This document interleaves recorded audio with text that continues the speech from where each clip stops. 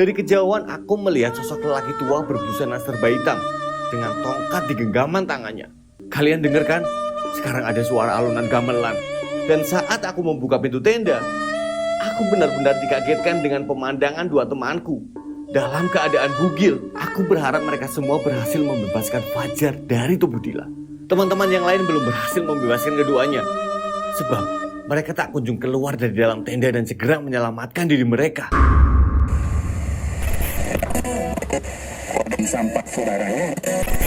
Dan tiba-tiba saja, hujan kembali turun membasahi tempat di mana kami berpijak saat ini. Dan tak lama berselang, sang kakek itu pun semakin mendekat ke arahku. Tapi anehnya, ia tak melukai tubuhku sedikit pun. Ia malah menepuk pundakku, seolah-olah meyakinkanku bahwa aku mampu untuk melewati semua persoalan pelik yang ada di hadapanku saat ini. Dan setelah itu, sang kakek pun berbalik arah. Dan tiba-tiba, terdengar petir yang menyambar ke arah tenda Fajar dan Dila.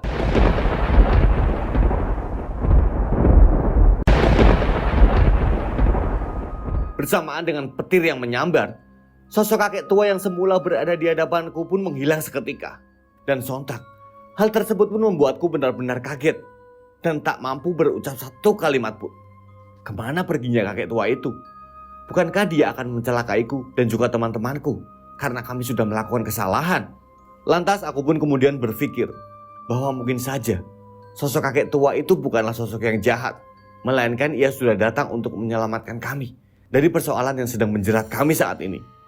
Belum selesai aku memikirkan perihal kakek tua itu, tiba-tiba saja aku mendengar suara teriakan Husein tentang Fajar dan juga Dila.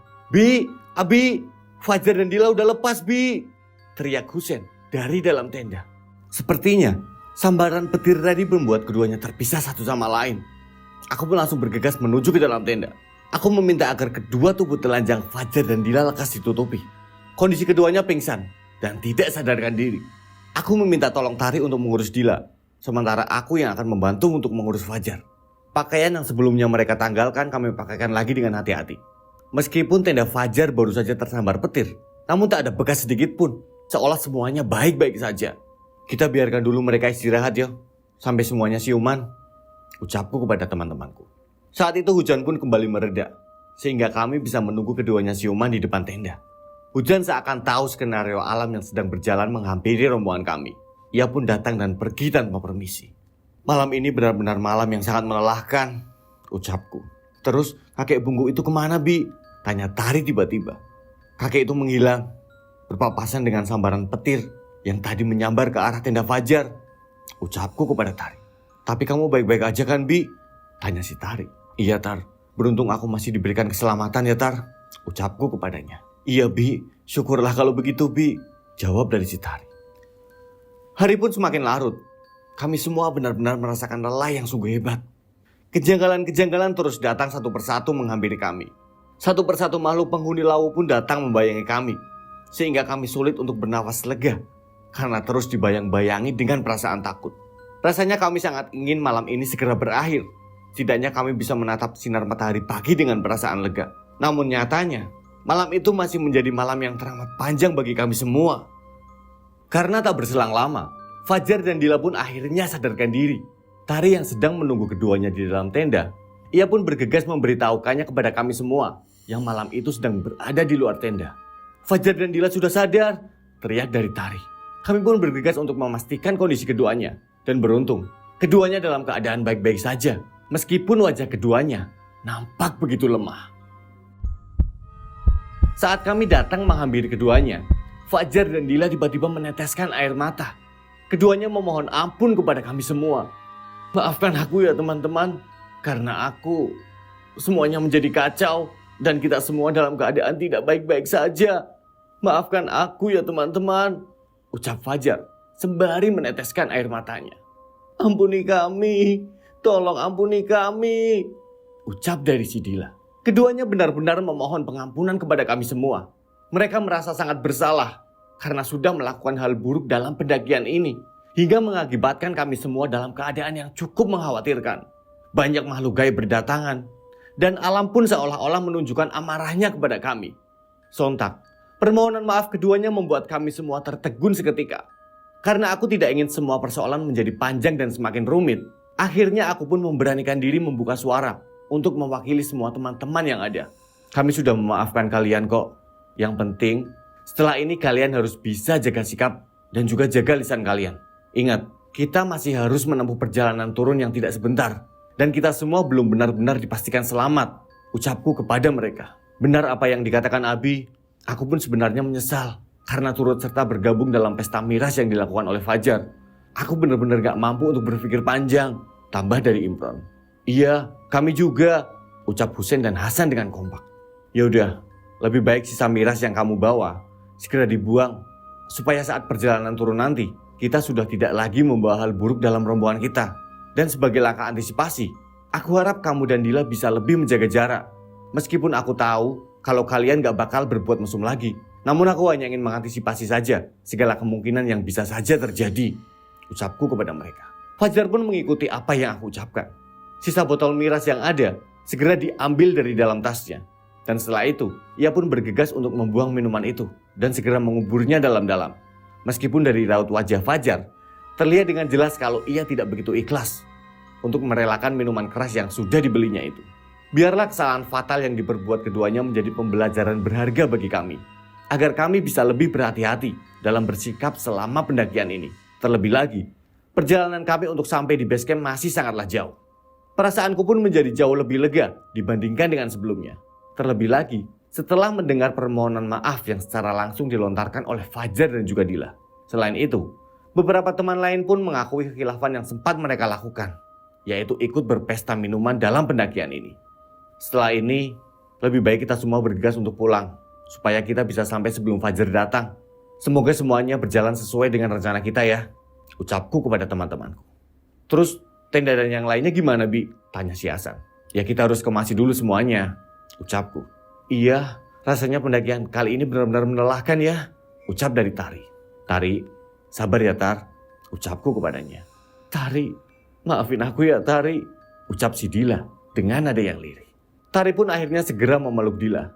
Ia tidak ingin Dila pun ikut larut dalam kesedihannya. Sementara ia tahu, Dila baru saja mengalami hal buruk. Meskipun hal buruk tersebut berasal dari ulahnya sendiri. Aku gak bermaksud nambah kesedihan kamu Dila. Aku hanya ingin mengutarakan rasa lelahku aja kok Dil, ucap si Tari sembari memeluk Dila.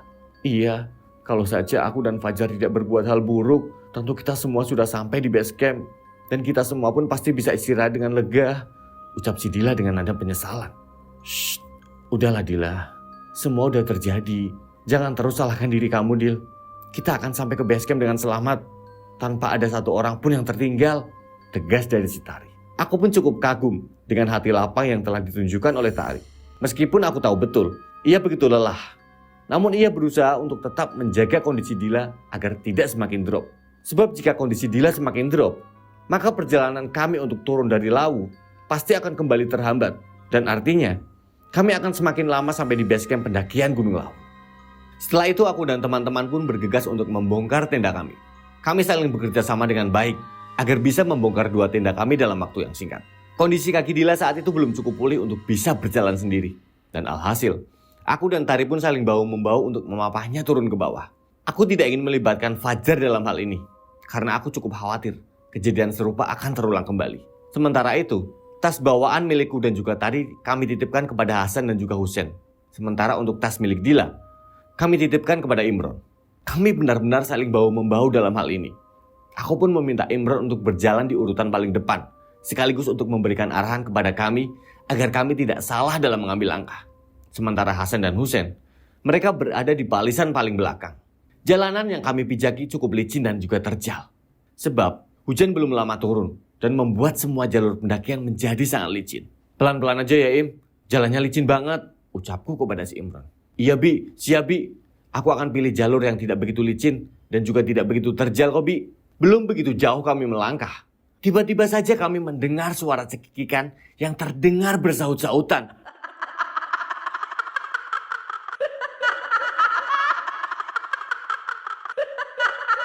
Dan sontak, hal tersebut membuat kami semua merinding seketika.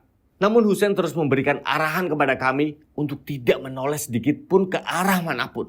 Hal tersebut dilakukan untuk menjaga konsentrasi kami selama perjalanan ini. Cukup tatap ke arah depan. Kita semua harus konsentrasi. ucap dari Husein. Kami pun merasa bahwa seakan-akan kami sedang berada di dalam dimensi lain. Dimensi yang sangat mengerikan. Tempat di mana hanya ada kami satu-satunya manusia dan selebihnya adalah makhluk-makhluk mengerikan yang ada. Keringat pun tak berhenti mengucur dari pelipis kami semua. Dan suara cekikikan itu semakin jelas terdengar. Aku pun tak sengaja mengalihkan pandanganku ke arah atas. Dan betapa terkejutnya aku saat aku melihat begitu banyak kuntilanak yang bertengger di atas pepohonan yang tumbuh di sepanjang jalur yang kami lewati malam itu. Dan sontak, aku pun langsung beristighfar. Astagfirullahaladzim, teriakku seketika. Aku pun langsung melepaskan tanganku dari Dila. Hingga tubuh Dila pun sedikit goyah seketika. Dan Tari pun seketika kaget ketika mendengar teriakanku. Bi, kenapa Bi? Ada apa Bi? Tanya Tari seketika. Aku tak ingin langsung memberitahukan apa yang telah aku lihat kepada Tari. Karena aku khawatir ia akan syok sama sepertiku. Namun di sisi lain, aku pun tak sanggup untuk menutupinya seorang diri. Sejenak aku menghentikan langkahku. Hingga hal tersebut pun membuat teman-teman yang lainnya juga merasa aneh dengan sikapku. Bi, kenapa Bi? Kok berhenti? Tanya dari si Imron. Enggak kok Im, enggak apa-apa kok, enggak apa-apa Im, ucapku seraya gemetaran. Kamu yakin Bi? Aku pun mencoba untuk menarik nafasku lebih dalam dan juga lebih panjang. Aku tak ingin terus larut dalam rasa takut. Dan aku pun berusaha untuk mengontrol semua perasaan takut yang ada di dalam diriku ini. Aku kan sudah ngingetin, jangan menoleh ke arah manapun. Lebih baik kita lanjutkan perjalanan kita. Fokus. Ayo, ucap si Husein. Memecah obrolan antara aku, Tari, dan juga si Imron. Sepertinya Husein memang tahu apa yang aku lihat saat ini. Dan Husein juga terus berusaha untuk mengalihkan fokus kami dari suara-suara cekikikan itu. Aku saja yang ceroboh tidak mendengarkan ucapan dari Husein. Dan hasilnya, rasa takut pun terus-menerus membayangiku saat ini. Setelah itu aku pun memilih diam dan melanjutkan perjalanan turun. Dan sementara itu, Tari terus bertanya kepadaku tentang apa yang sudah aku lihat. Dan karena kami saling beriringan, ia pun terus-menerus memaksaku untuk memberitahukan kepadanya tentang sosok di balik suara cekikikan yang terus-menerus terdengar semakin nyaring itu. Suara apa itu Bi? Pasti kamu sudah melihat sosok itu kan Bi? Tanya si Tari terus-menerus. Udah Tar, lebih baik kamu jangan melihatnya Tar. Udah. Emangnya kenapa Bi? Udah Tar, lebih baik kita fokus ke depan, ucapku kepadanya. Tapi Tari tidak putus arah begitu saja. Ia malah terus memaksaku untuk memberitahukan apa yang telah aku lihat kepadanya. Dan karena merasa tertekan oleh Tari, akhirnya aku pun membisikkan apa yang aku lihat kepada Tari. Dan sontak, hal tersebut pun membuat Tari syok. Tar, ada banyak kuntilanak bertengger di atas pohon Tar. Persis di mana kita semua berjalan Tar. Bahkan saat aku mencoba hitung jumlahnya, kurang lebih ada 10 kuntilanak. Aku benar-benar merinding Tar setelah melihat sosok-sosok yang sangat mengerikan itu, ucapku kepada Tari. Ah, yang benar sih kamu Bi. Masa ada banyak kuntilanak sih di sini? Bukan cuma 1, tapi malah sampai 10. Gak masuk akal sih Bi, ucap si Tari, menunjukkan ekspresi tidak percaya dengan apa yang telah aku ceritakan. Tar, kalau kamu gak percaya, coba deh kamu lihat sendiri ke atas sana, bisikku kepada Tari. Dila yang dari tadi mendengar perbincangan antara aku dan Tari tidak bergeming sedikit pun. Karena mungkin rasa sakit yang dirasakannya mengalahkan rasa penasaran akan apa yang aku dan Tari perbincangkan. Tari pun kemudian melihat ke arah atas, ke arah pohon yang aku maksud. Dan benar saja, wajah Tari seketika saja berubah. Wajah ketakutan benar-benar terlihat begitu jelas di dalam diri Tari. Dan bahkan, wajah Tari seketika saja berubah menjadi memerah. Tari, kamu baik-baik aja kan Tar? Tari? Dan saat aku bertanya begitu kepada Tari, tiba-tiba saja Tari pingsan. Dan sontak, hal tersebut membuat kami semua pun terhenti. Bi, kok Tari pingsan sih Bi? Tanya si Imron yang bergegas menuju ke arah Tari. Tari pun kemudian dibawa ke tempat yang lebih landai oleh Imron dan juga Husein. Sementara aku membantu Dila untuk berjalan menuju ke arah Tari. Semua orang pun menanyakan kepadaku tentang apa yang sebenarnya terjadi. Mengapa Tari tiba-tiba saja jatuh pingsan? Padahal sebelumnya kondisinya baik-baik saja. Bahkan dia tidak terlihat sakit sama sekali. Semua orang terus menginterogasiku. Namun aku sendiri tidak sanggup untuk berkata sebenarnya. Apalagi jika aku harus mengatakan bahwa Tari jatuh pingsan karena melihat apa yang aku lihat. Namun belum sempat aku berucap, Husein sudah lebih dulu tahu apa yang telah sebenarnya terjadi.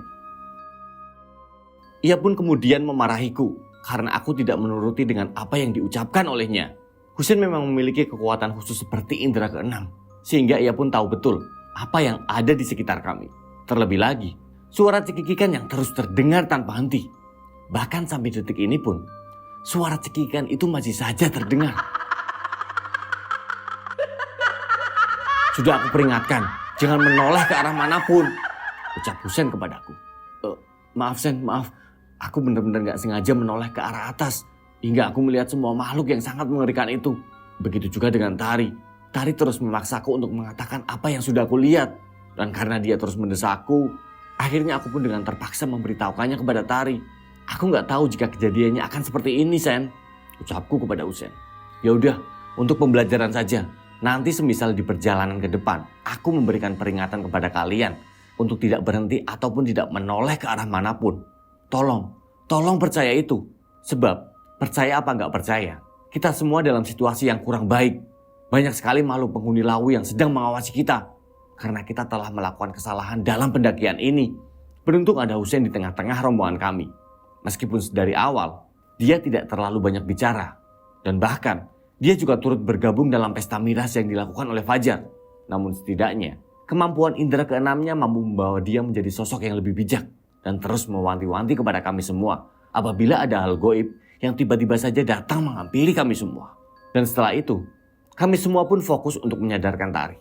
Dan beruntungnya, aku masih membawa minyak angin yang bisa kuoleskan di bagian bawah hidung Tari supaya ia bisa lekas sadarkan dirinya. Butuh cukup beberapa waktu hingga akhirnya Tari pun benar-benar sadarkan dirinya. Kamu gak apa-apa, Tar? Tanyaku kepada si Tari. Aku takut, Bi. Aku takut, ucap Tari dengan nada gemetaran. Sudah aku bilang jangan ikut melihat ke arah atas, Tar. Tapi kamu masih aja gak percaya. Aku penasaran, Bi. Tapi aku gak nyangka jika mereka semua ada di atas sana. Mereka tidak akan mengganggu kita. Mereka hanya menamakan wajah seramnya. Namun mereka tidak akan melukai kita sedikit pun. Imron dan teman-teman yang lain sepertinya paham dengan apa yang dimaksud Husein. Namun mereka semua memilih untuk menurut dengan apa yang diucapkan oleh Husein. Dan sepertinya mereka benar-benar sudah lelah dengan semua kejanggalan yang terjadi. Sehingga mereka pun memilih untuk tetap diam dan mengikuti alur yang sudah ada. Setelah semuanya membaik, kami pun bergegas untuk melanjutkan perjalanan lagi. Perjalanan menuju base camp masih sangat jauh. Aku sendiri benar-benar sudah lelah. Karena dari awal, aku terus memapah Dila yang masih dalam kondisi kurang baik. Saat kami mulai fokus lagi dengan jalur yang kami bijaki, dan suara-suara cekikikan itu pun sudah tidak terdengar lagi. Tiba-tiba saja terdengar hembusan angin yang benar-benar berbeda dari angin yang biasanya. Seperti ada hal janggal yang akan terjadi lagi. Hembusan angin itu pun menerpa tubuh kami semua. Dan bahkan ada aroma bunga melati yang turut serta bersama angin itu. Belum sempat kami semua berucap satu kata pun, Husein sudah lebih dulu memberikan peringatan kepada kami semua. Tetap fokus ke depan, hiraukan aroma bunga melati yang baru saja kalian hirup, ucap Husein dengan nada tegasnya. Semuanya pun terdiam. Kami tak menjawab perkataan Husein karena rasa takut yang tiba-tiba saja membayangi kami semua. Aku pun langsung berpikir bahwa aroma melati yang baru saja kami hirup pasti ada kaitannya dengan penghuni lawu. Tidak mungkin ada bunga melati di sekitar tempat kami berjalan saat ini. Kami semua merasa seolah-olah kami akan melewati sebuah dimensi yang sangat mengerikan. Dan aku berharap itu hanya perasaanku saja. Dan semua pemikiran buruk tentang hal yang akan terjadi ke depan tidak akan benar-benar terjadi kepada kami. Suasana saat itu benar-benar sunyi. Dan kami pun membungkam mulut kami dan memelankan langkah kami agar tidak terdengar oleh siapapun. Namun naasnya, saat kami sudah mulai fokus dengan kesunyian dan juga dengan langkah kaki kami, tiba-tiba saja dari kejauhan terlihat sosok nenek tua yang terus memandang ke arah kami berjalan. Kami pun berhenti karena rasa ragu tiba-tiba menghantui kami semua. Jika kami tetap melangkah maju, maka kami pun akan semakin dekat dengan sosok nenek tua yang sangat mengerikan itu. Namun jika kami memilih untuk melangkah mundur, maka kami malah tidak akan segera sampai di base camp pendakian. Kami semua bingung, apa yang harus kami lakukan? Tetap jalan dan hiraukan nenek tua itu, perintah dari si Husein. Karena si Imron merasa takut sudah berada di barisan paling depan, ia pun akhirnya meminta Husein untuk berjalan di barisan paling depan. Dan akhirnya, keduanya pun saling bertukar posisi. Kami semua benar-benar mengikuti komando dari Husein.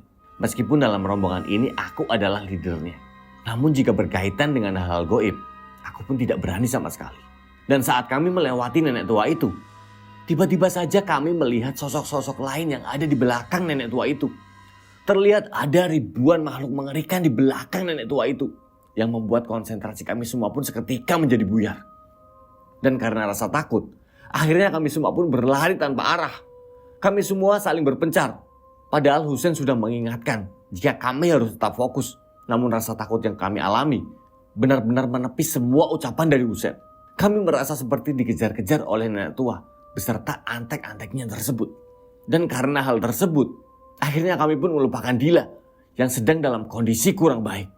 Ketika kami semua sudah berlari cukup jauh dan bayangan nenek tua beserta antek-anteknya yang menyeramkan itu telah tiada, aku hanya melihat Husein di sebelahku. Sementara teman-teman yang lain tidak tampak.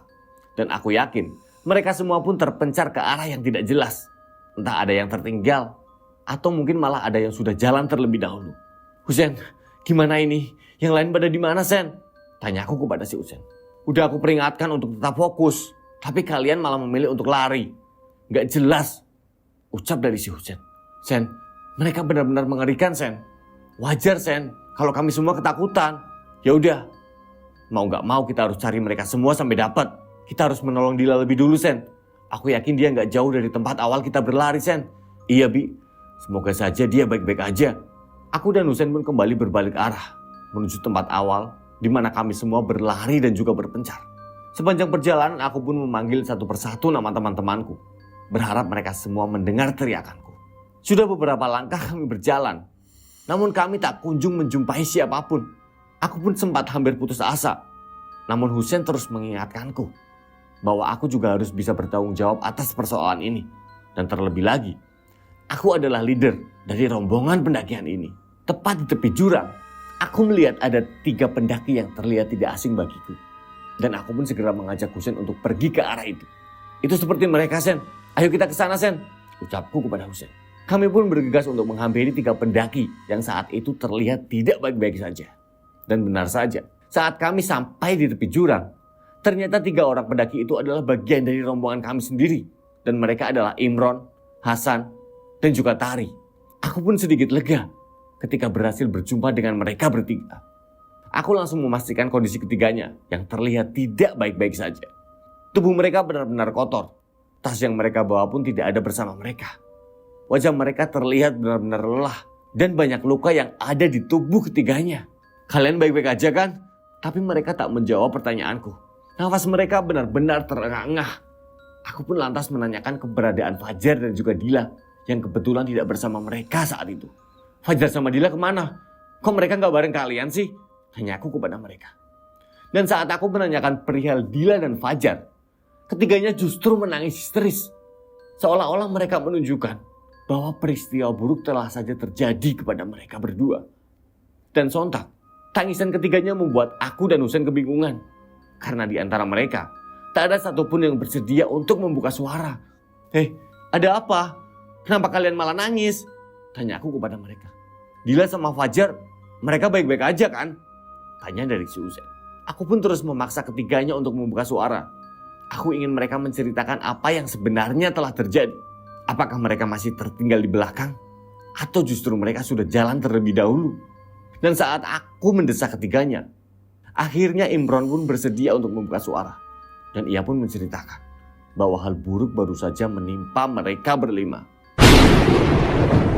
Saat kami semua berhadapan langsung dengan nenek tua beserta antek-anteknya yang sangat mengerikan, mereka melakukan hal yang sama seperti yang aku dan Husein lakukan, yaitu berlari untuk melindungi diri.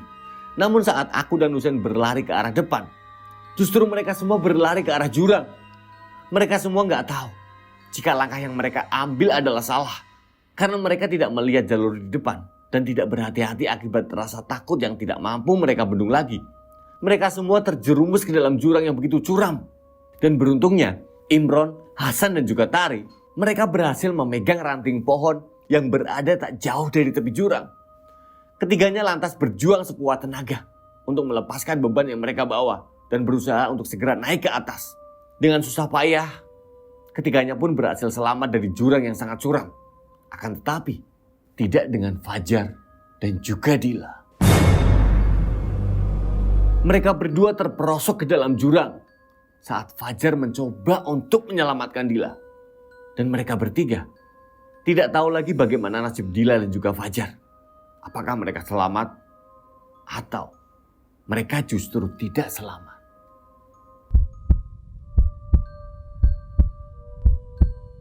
Setelah menceritakan detail kejadian yang baru saja mereka alami, tangisan tak kunjung berhenti dari ketiganya. Mereka merasa sangat bersalah karena mereka tidak berhasil menyelamatkan Dila dan juga Fajar. Karena kondisi yang benar-benar tidak memungkinkan. Bahkan untuk menyelamatkan diri sendiri pun, mereka benar-benar kesulitan. Kita harus telusuri jurang itu. Dan kita harus mencari mereka berdua. Aku yakin mereka berdua masih bertahan, ucapku dengan optimis. Tapi kita nggak mungkin bisa masuk ke dalam jurang yang curam itu tanpa adanya alat yang memadai. Nanti bukannya kita berhasil menyelamatkan mereka, justru kita semua yang bisa celaka, ucap dari si Husen. Sen, lalu apa yang harus kita lakukan, Sen? Tanyaku kepada Husen. Kita balik ke base camp dan kita minta bantuan kepada pihak base camp untuk membantu kita mencari mereka. Yang pasti, kita harus tunjukkan kepada mereka di mana titik menghilangnya mereka berdua, ucap dari si Husen. Iya, aku setuju dengan usulan Husen. Kita jangan sampai ambil langkah yang gegabah, ucap dari Tari. Kami semua pun akhirnya sepakat untuk kembali ke base camp dan meminta bantuan kepada pihak base camp untuk kembali mencari Dila dan juga Fajar. Pagi pun hampir tiba. Kami semua pun bergegas untuk mempercepat langkah kami agar kami berlima bisa segera sampai di base camp. Namun sebelum kami turun, aku terlebih dahulu memandang ke arah tepi jurang, tempat di mana Dila dan juga Fajar terjatuh.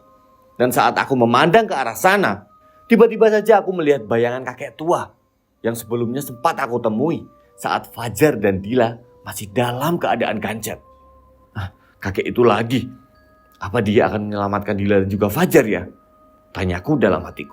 Kakek itu terus memandang ke arah perginya kami. Tatapannya begitu tajam, namun tak menyimpan sedikit pun amarah. Aku yakin kakek tua itu adalah makhluk baik penghuni Gunung Lawu ini. Sementara nenek tua beserta antek-anteknya yang sudah menakut-nakuti kami adalah makhluk jahat penghuni Gunung Lawu yang telah kami bijaki.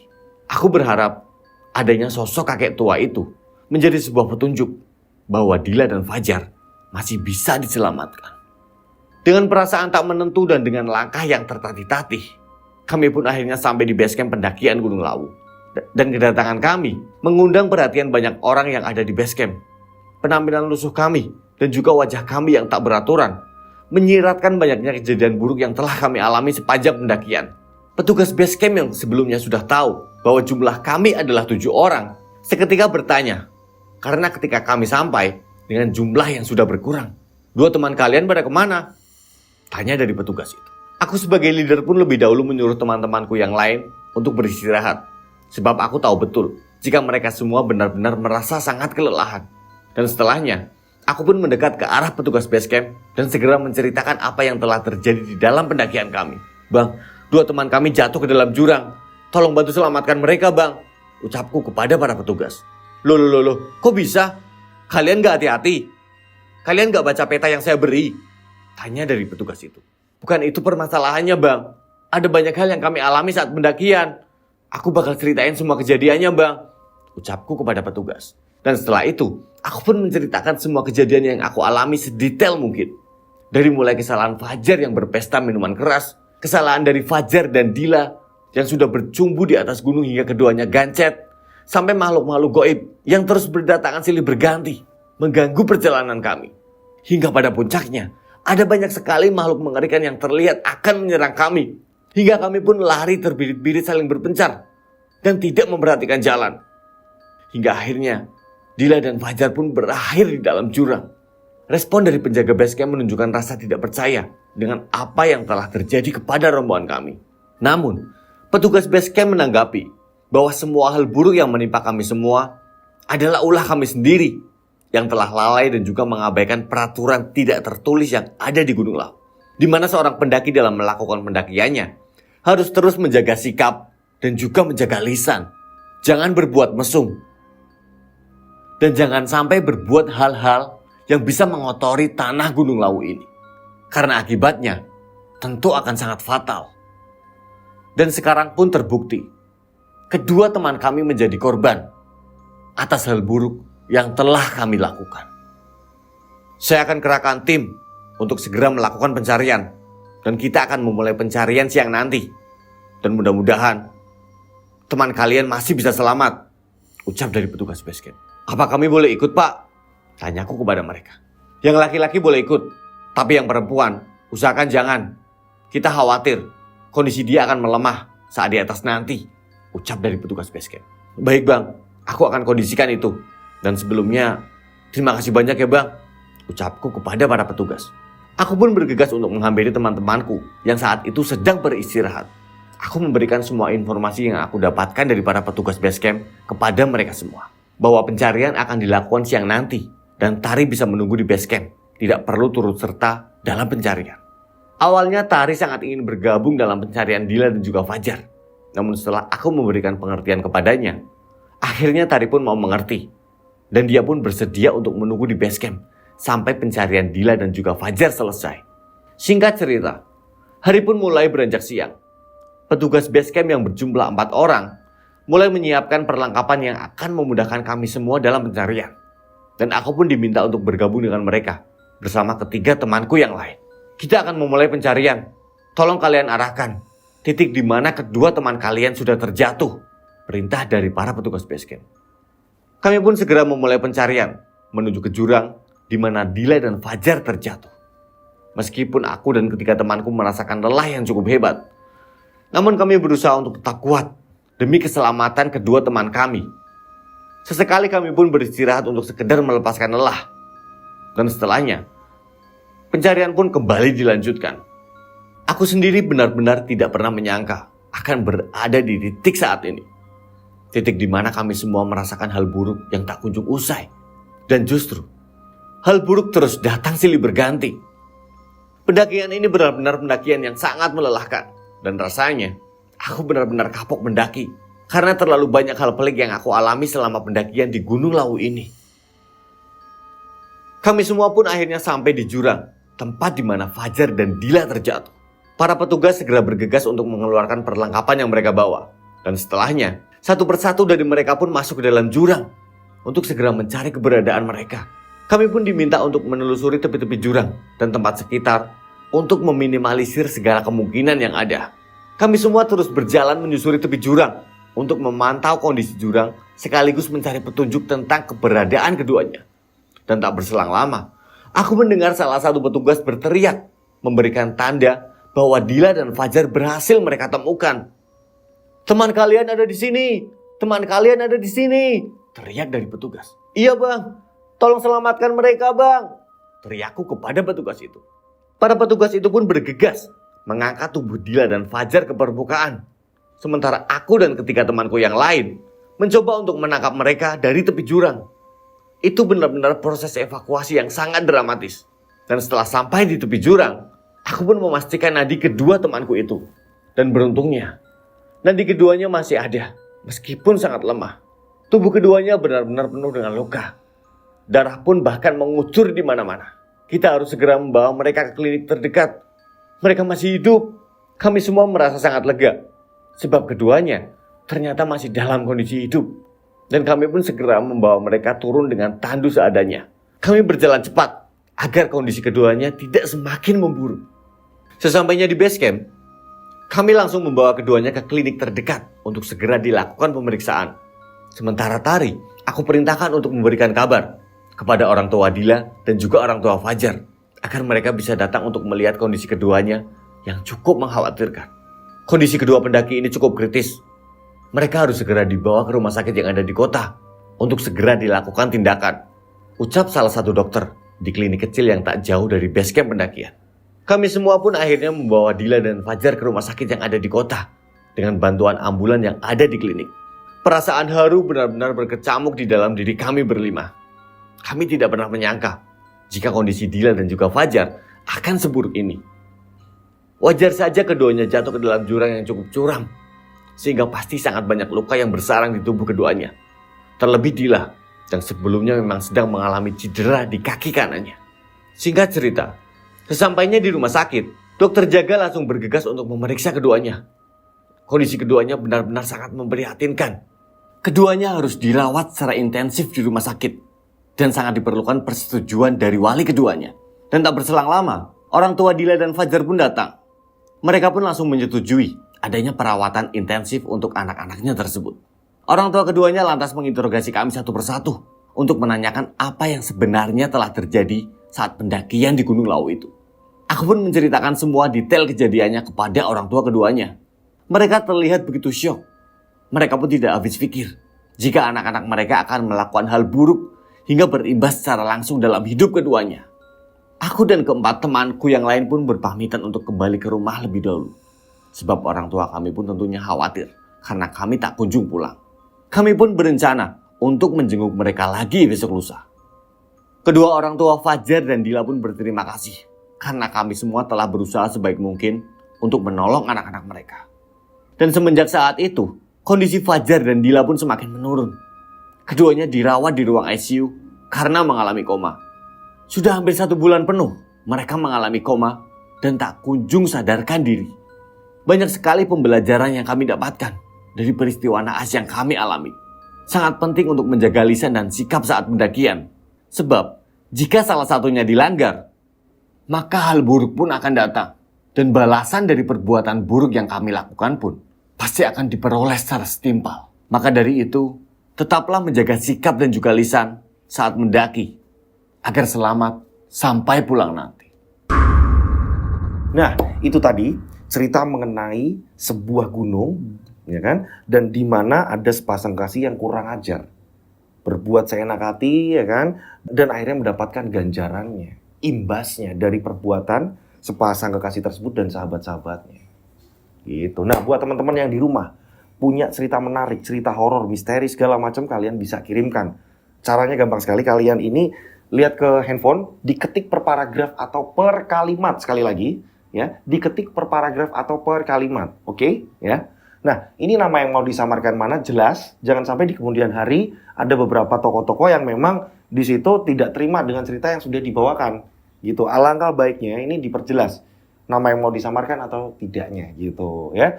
Nah, di bawahnya ini kronologi awal seperti apa, teror hantunya seperti apa, ya jelas. Ya. Penanggulangannya seperti apa, jelas juga.